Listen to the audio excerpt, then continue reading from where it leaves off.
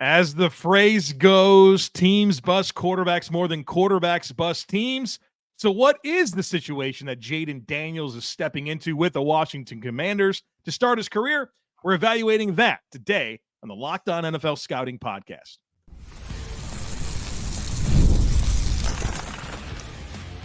You are Locked On NFL Scouting with the Draft Dudes, your daily podcast for NFL and college football scouting.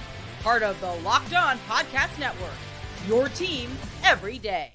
What's better than this? It's guys being dudes here on the Locked On NFL Scouting Podcast. We're the Draft Dudes. I'm Joe Marino from Locked On Bills. He's Kyle Crabbs from Locked On Dolphins. And we are your NFL experts here with you daily to talk team building across the league on the Locked On NFL Scouting Podcast with the Draft Dudes, part of the Locked On Podcast Network, your team every day. Want to issue a big thank you, shout out, and welcome to our everydayers. Those of you who make Locked On NFL Scouting your first listen every day, we appreciate y'all being here very, very much. Today's episode is brought to you by Monopoly Go. I admit it, I have a competitive side, and it is a big fan of Monopoly Go, the mobile hit twist on classic Monopoly. So join your friends and download Monopoly Go, now free on the App Store or Google Play. Joe, you know what's really sobering about what we're doing with this exercise is I've just realized I'm going to go through and cross out the names of the quarterbacks that didn't make it. So we have like the list of, it was like 20 before this or 21 situations over the last 3 years for guys like Trevor Lawrence and Mac Jones and Justin Fields and Zach Wilson. And like, we're now adding this year's 6 quarterback rookie class to it, but I'm going to gray out and cross out the names on our master sheet for all of the years for the guys that like it didn't happen for, like Trey Lance. He's been traded. It's not going to happen. We're not doing Trey Lance situations anymore. Mac Jones got traded. It's not going to happen for him. We're not going to do any more Mac Jones situations. And there's going to be a lot more gray and crossed out names on this list than there's going to be names with the color of their team. Because that's how we designate, like, Jacksonville is it teal? I guess it's technically teal and gold are the two colors that we use. Like, that's Trevor Lawrence's thing. Kenny Pickett, well, I guess he's going to be crossed out, but it's black and yellow, right? So stay tuned for an update on that front. But very sobering already to be like, oh, I'm going to do this, and then 5 of the top 6 situations that we have graded are already crossed out because the guys just didn't pan out anyway, despite the situation. Sounds like we're due for some quarterbacks to hit in the first round.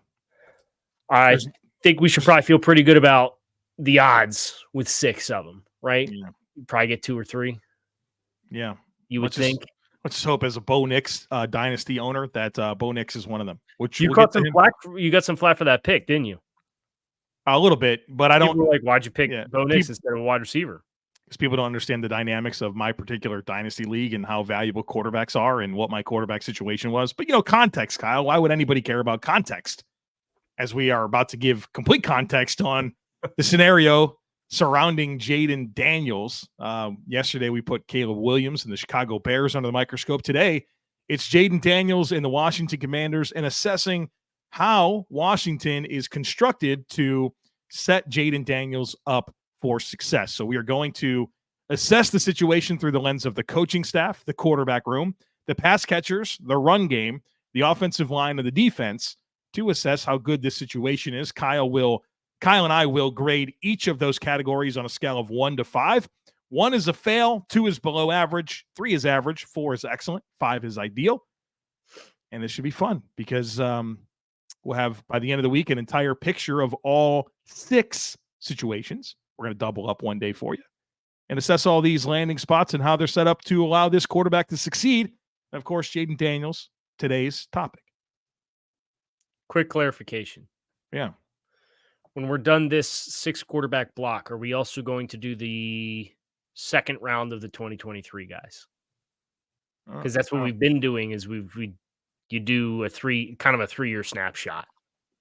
I'm sure we will at some point. I don't Okay. We'll talk about it, right? Like, that might be a good thing to kind of tie into when we do the deep dives. Yeah. Yeah, Like, we'll do a planning meeting later, right? All 32 franchises and their roster situation and grade the situation. So that stay tuned, as Papa John once said, stay tuned, right? But now we're going to get into Jayden Daniels. And I know you like to give the full rundown on the coaching staffs, so I will give you the floor as we start with the coaching staff of the Washington Commanders. Let's take command here. Washington's coaching staff, head coach Dan Quinn, defensive-minded head coach, Kyle. Oh, no. A young quarterback with a defensive-minded head coach. It's okay, their offensive coordinators are not going to get any head coaching jobs. So you know what? That's a good point. Maybe if Kliff Kingsbury gets this Washington offense humming, he will get another head coaching job. But Kliff is the offensive coordinator here. I think what you like about that is Kyler Murray was the number 1 overall pick with Kliff Kingsbury in Arizona. I'm sure Kliff has learned a lot from that experience that he can apply to this. And certainly, regardless of what the success has or has not been, he's highly regarded in terms of his offensive acumen and what he can accomplish. So he'll have to get his next chance to do that in Washington. The passing game coordinator is Brian Johnson, who was a disaster last year with the Philadelphia Eagles in his first season as the offensive coordinator. Did have 2 seasons prior to that as a quarterback's coach with the Philadelphia Eagles. So I guess you kind of like some of the glow up with Jalen Hurts, but when he got a chance to coordinate that offense, you saw a lot of issues with how it was constructed, the answers that were available from Jalen Hurts, certainly some regression along the way. That was pretty disappointing. Then the quarterback's coach here is Tavita Pritchard. This is his first gig in the NFL and anywhere but Stanford. So he spent 2010 through 2022 with Stanford. Of course, I think he was a player there. He was a backup quarterback behind Andrew Luck. And then he was a GA, then a running backs coach, then a quarterback's coach, and then the offensive coordinator since 2018.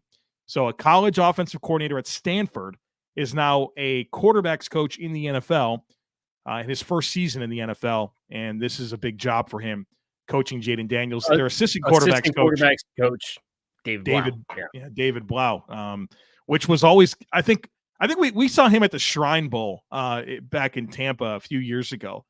And I think you kind of, like, you knew that there was a lot of limitations with David Blau, but that dude took command. Like, he did everything that you want to see a quarterback do except for the part where the ball snapped and what happens afterwards.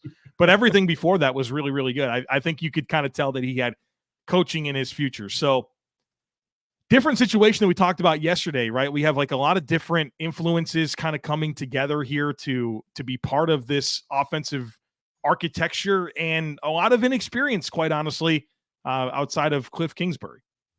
Yeah. Just a sidebar before we get into the grade. This coaching staff made me feel old. I don't know about you. Oh, looking at all the players they have? Yes, like guys like Daryl Tapp, Ryan Kerrigan, and who was the other one? Sharif Floyd. Yeah, they had a receivers coach that was like, Bobby Ingram, yeah. Remember you getting 1,000 yards for Seattle not too long ago. So, yep.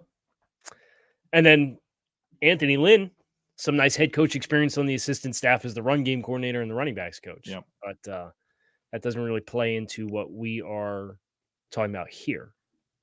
So 2.75 for me, below average. And you gave Chicago a 3. Yeah, I like the synergy. That was the thing for me as well, was just comparing it to Chicago's and knowing that I was lower on it than what Chicago had. I had given Chicago a 2.5. So I gave Washington a 2 out of 5. Big time concerns. I have big time concerns with the coaching staff. A loaded next segment is coming your way. Quarterback room, pass catchers, and run game. So be sure to stick with us.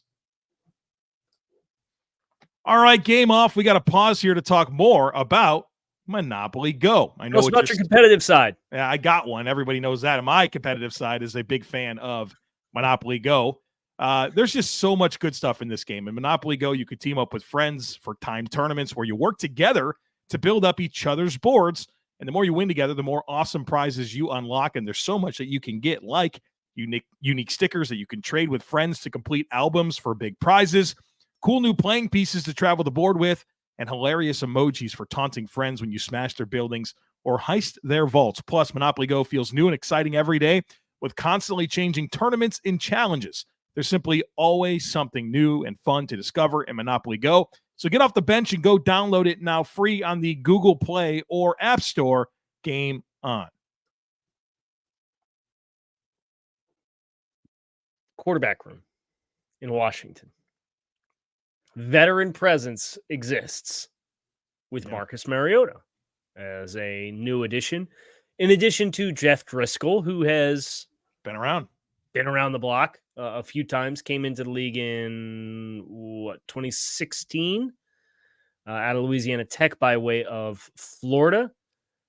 Has been a on and off practice squads, rosters with San Francisco and Cincinnati and Detroit and Denver and Houston and Arizona and Cleveland and now Washington. So about a third of the league he's been in. So I think that experience with different schemes can always be a nice bit of insight, particularly for a third quarterback. Jake Fromm also in this quarterback room. I'm sure they will carry 2 on the 53 and then 1 on the practice squad based on the new rules for emergency quarterbacks. And I think any team that would roster 3 quarterbacks on a 53 is probably doing themselves an injustice with how that rule has changed to allow the emergency quarterback to suit up on game day and not count against your practice squad elevations. So they'll probably carry 3, whether it's Fromm or Driskel as the third behind Mariota.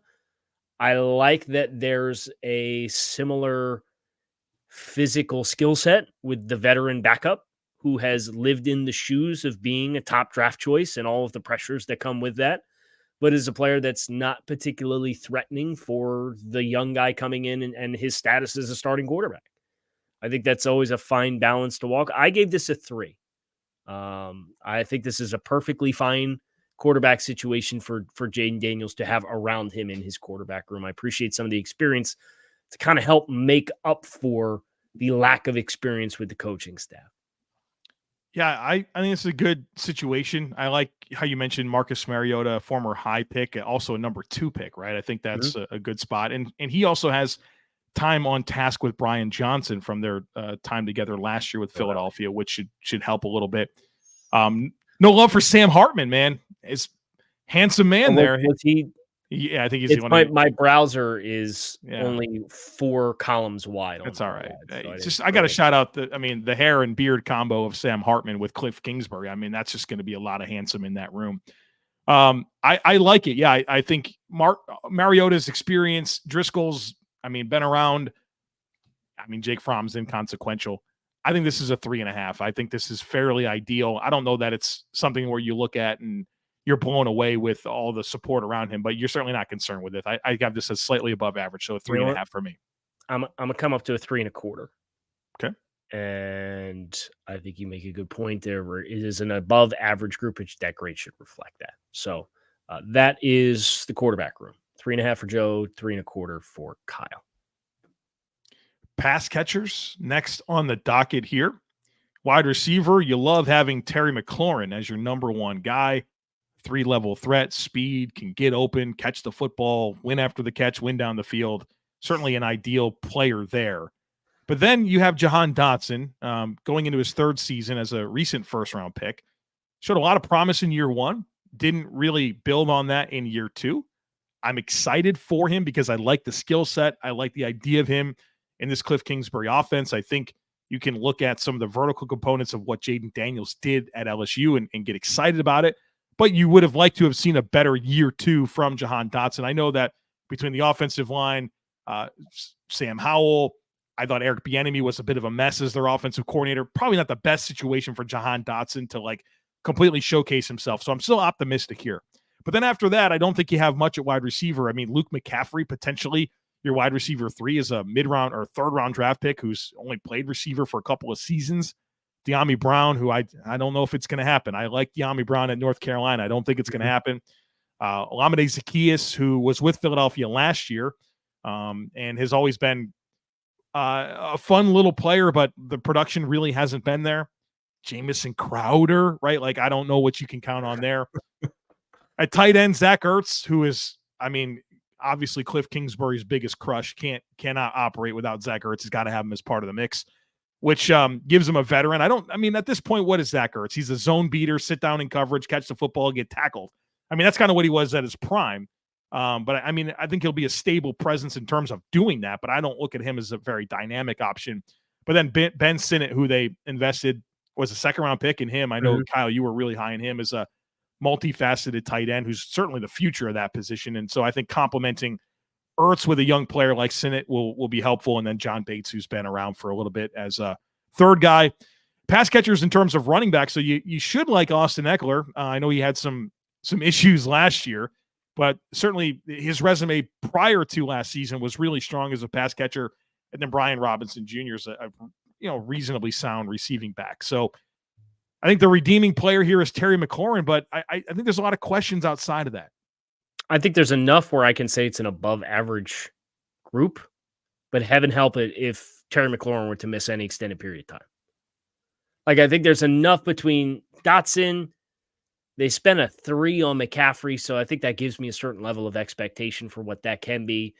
Zach Ertz, even tempering expectations, kind of a volume underneath player, like you said. I love Sinnott with the opportunity to learn behind him. And if Ekeler catches 60 balls and averages, 7 yards a catch, like I wouldn't necessarily be surprised, but like he's been a guy who underneath can play with a lot of volume and get a lot of touches. He's obviously a late stage player at the end of his career, not having high expectations, but I think there's enough there where it's like, okay, it's kind of okay across the board. And then you have a star player in Terry McLaurin. And that's enough for me, especially in comparison to some of the other wide receiver situations that we've seen some of these players going into, like Bryce Young in his rookie season and Mac Jones the last few years. Like, I look at this through that spectrum and comparing to some of the grades that I've given in years past that have been like, wow, this is really bad. And I don't say, wow, this is really bad. So I give this a 3 1/4. You're a little higher on it than me. I have it as a 2.75. Again, Terry McLaurin, questions after that. I mean, certainly appealing with Dotson. I don't know what he's going to be. I mean, Zach Ertz, late stage Zach Ertz, that doesn't move the needle much for me. Late stage Austin Ekeler. Yeah, I mean, I don't know, man. This is a tick below average for me. I'm going 2.75. Okay. That's fine. Run game coming up next. You mentioned the backs in Austin Ekeler and Brian Robinson. Also second-year player in Chris Rodriguez Jr., who was a big physical player, highly productive at Kentucky. Kind of an interesting guy to spell Brian Robinson with. Then you get the complementary element of Ekeler. The question is what's left in the tank for Ekeler. What element of the lack of explosiveness that he showed on film last year was because he was playing with an ankle injury that he suffered in ... week 1 and then missed like a month's worth of the season. So what can you really bank on there? I have more concerns with the run game than I do with the pass catchers. Dude, and for whatever you want to say about the run game, like the running backs, what about this offensive line? We're going to get to that, right? Like in just a minute, but what is this offensive line, man? Like we spent this offseason, but what do we get done for this offensive line? How is this not a bigger deal for you? I mean, Nick Allegretti, who's been a backup in Kansas City, Cornelius Lucas, that's going to be our left tackle. Biadasz can't stay on blocks. You paid him $10 million a season. Cosmi is your best player. And then Wylie, who I don't know, he's as average or dude, I don't know, man. And I like Brian Robinson as a back. I like Brian Robinson as a back too. I just don't think Brian Robinson's the physical skill set of a player who can make chicken salad out of you-know-what. Correct, man. And I don't know if you're playing defense against this team, like the whole point of assessing the run game is how much of this can this young quarterback rely on it? You know, how much do you factor his ability to run into aiding? I think a talent deficiency that probably exists in the run game. Do we even have a weight on Jayden Daniels? Are we going to run a 190-pound quarterback all the time? Oh, come on, man. He was like 170 when he got to LSU. It's fine. It's not a problem. Okay, I'm low on this run game. Wylie Coyote type collisions on a weekly basis. It's fine. It makes sense. His right tackle is Wylie. Wow. Yeah. Ooh, wow. We have peaked. I give this a 2, man. This is below average. I'm concerned. I also gave this a 2, which hurt my heart because, like you said, I really like Brian Robinson coming out of Alabama. And I think he can be a really solid back. But if he's got to get off the tracks early in a lot of runs because there's a lot of chaos in his lap, and we'll talk more about the offensive line next, it's a bad mix. So stick with us. It's winner take all time in the NBA and NHL, and FanDuel's giving you a shot to bring home a big win of your own. Right now, new customers can get $150 in bonus bets with any winning $5 bet. That's $150 to bet on spreads, money lines, player props, and more. Just visit FanDuel.com/lockedon and make every playoff shot count. FanDuel, America's #1 sportsbook. So we've kind of teased the offensive line. I guess what I would ask you is this. When I go the full rundown on talent that exists in this room, Cornelius Lucas and Andrew Wylie, you mentioned, is the projected starting tackles. But then you have Jayden Daniels, who used a middle round pick on in 2023. You have Brandon Coleman, who used a third round pick on in 2024. You have Ricky Stromberg, who used a third round pick on in 2023. To go with new players in Biadasz and Alec Reddy and Michael Dieter. You mentioned Sam Cosmi as the staple player. Is there enough math here? Is there enough bodies here of guys that probably might have something that the competition in the room can breed some level of sufficient play up front? I think that's what Washington is hoping for. I'll tell you, if I was a team that needed some offensive line depth, I'd probably be calling this team with the scheme change. So the way you can get some of their starters to be a backup for you, because that speaks to how corny this offensive line is. No, but are they punting on Ricky Stromberg? They didn't. This regime, third round this regime didn't draft him. This regime, this coaching staff had nothing to do with. I'd be calling because you paid Tyler Biadasz $10 million a season. That's your center. That's your center. So and you paid Alec Reddy, and Cosmi's your best player. And you brought in Michael Dieter. Michael Dieter can snap. He can play center. So that's what I'm kind of getting at here is there might be some guys that are being written off and left for dead. And I think we teased that on both sides of the ball. Didn't we tease that about Quan Martin earlier in the offseason? Dude, this is another layer to this offensive line. Their offensive line coach is Bobby Johnson, and I think he stinks. I watched him in Buffalo. We've watched him with the Giants. The resume is just not good. And now he's handed this? Greatly concerned about this offensive line. What's that song? How low can you go? How low can you go? So how low can you go with a grade here? I'm giving this a 1. This is a fail. A 1? Yeah, this is an absolute failure. Jeez, Who's the guy here that you feel like is a legitimate, could start for most teams? Cosmi, maybe? Sam Cosmi. Sam Cosmi could start for most teams. This might be the worst tackles situation in the league.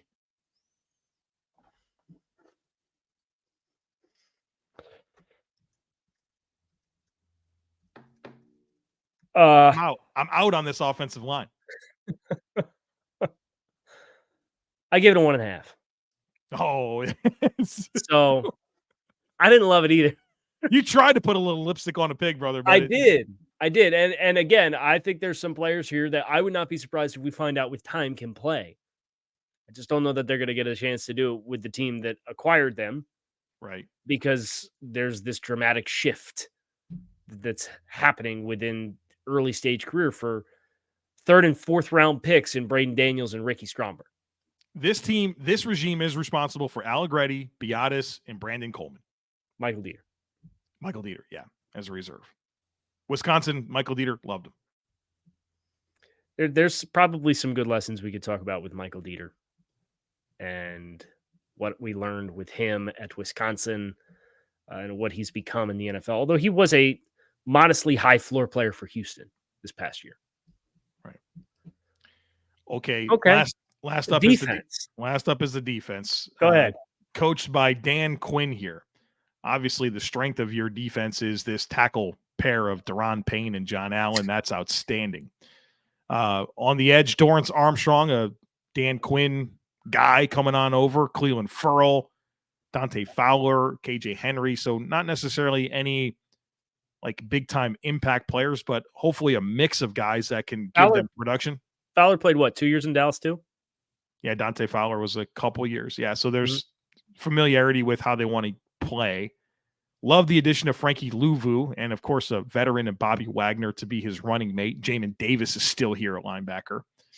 And then this secondary is going to have a real different look and feel where it seems like Benjamin St-Juste is going to go to the outside. He's been playing in the slot a lot for them. Of course, they drafted Mike Sanderstrill, who we love, and he'll surely be a day one starter in the slot. Michael Davis is a veteran addition to play corner. Derek Forrest, who's been a solid young player for them at safety. Of course, they moved on from Cameron Curl. Jeremy Chin's brought in. I think he'll be a hybrid player for them. Of course, recent high picks, 2023 first and second round picks in Emmanuel Forbes and Quan Martin that you love to find a place for. So there's a lot to come together here. A lot of turnover in the set. Really, the entire back seven is a lot of new. I mean, everything's new outside of Payne and Allen. Well, let's be honest, right? Like, Derek Forrest, Payne, Allen, St-Juste. That's it. That's all. That's all. That's really staples of the Ron Rivera defense. That's carrying over, and maybe Washington fans are saying good, but there's a lot that has to come together on this side of the football. There is so much sunk cost on this roster. We just got done talking about the offensive linemen, third and fourth round picks last year. Fidarian Mathis, they drafted Johnny Newton. And what does that mean for Fidarian Mathis? You mentioned the first 4 picks of the 2023 draft class were Emmanuel Forbes, Quan Martin, Ricky Stromberg, and Braden Daniels. Not looking good. And you mentioned they drafted Mike Sanderson in the second round. That's competition for Quan Martin. Well, Michael Davis, they brought in free agency. Jeremy Chin, as far as like another roadblock for Quan Martin. I guess that's where I struggle with grading it, is that I look at some of these names and it's like, man, I'm not convinced you can't play, but I don't think they want you. So now you have this grand chemistry experiment, particularly on the defensive side of the ball, where you talk about everything being brand new. I like that they invested for Dan Quinn and that being his identity, and I do trust his coaching to get some level of production out of the whole group. But I mean, close your eyes and throw a dart. As far as like outcomes, yeah, I think there's a very wide range of outcomes for what we could get from this unit this year. And structurally so different than what he had in Dallas, where like the strength of this unit is the interior defensive line, where that was kind of the issue with Dallas for so many years. This is more reminiscent of what he had in Atlanta, to be honest with you, I think, personnel-wise. I would agree with that. I give this 2.5. That's exactly where I have it, 2.5. Okay. A lot of benefit of the doubt to Quinn, honestly. Yes. And I think their back seven has a lot of potential. So can we get enough edge rush? Can we figure out how to piece together the secondary the best possible way? We do that, I think we can be a reasonable defense, but I still have it as a tick below average. So, in summary, Joe, this is the third worst situation you've graded since 2021. Sorry. Justin Fields, 2022, and Zach Wilson, 2021. Those two quarterbacks, when they combined 6 and 22, are the only situations that graded worse than this one. I had 2022 Justin Fields, 2021 Zach Wilson, and Trevor Lawrence 2022 tied. And if you're looking for a silver lining, that 2022 Justin Fields or that 2022 Trevor Lawrence situation, they went 9-8. But they got hot at the back end of the year to get there. So this is not roses in our eyes. But there's a lot of new. There's a lot of culture that needs to be laid. When you think about Adam Peters coming in and Dan Quinn as the head coach of the football team and starting with a blank slate. And that's, we've talked about sunk cost. We've referred to sunk cost and talked about that with the offensive line and the defense. At the end of the day, it's hard to hold anybody here accountable for that because they weren't here as a part of that. And it is a natural part of the starting from ground zero and trying to rewrite an organization from top to bottom. But it doesn't make it hurt any less, I think, when you think about what may come as a result of that. And I think this grade is kind of reflective of just how much work was needed to be done from ownership all the way down with moving on from Dan Snyder. I would be happy. I mean, you got to like that for Washington, though. It's like it feels like they're on a good path. It's just it's going to take some time. Yeah, it's going to take some time. That's going to do it for us here on Locked On NFL Scouting. I'm Kyle Crabbs. He is Joe Marino. You can find us on YouTube or wherever you listen to your favorite podcast. We hope you guys come back tomorrow as we do Drake May, spend a little time with our dear friends in Foxborough, the New England Patriots. We'll talk about them for the fourth consecutive year in this exercise. We did 3 years of Mac Jones, and now we are doing Drake May. So you'll want to come back and catch that. Hope to see y'all tomorrow.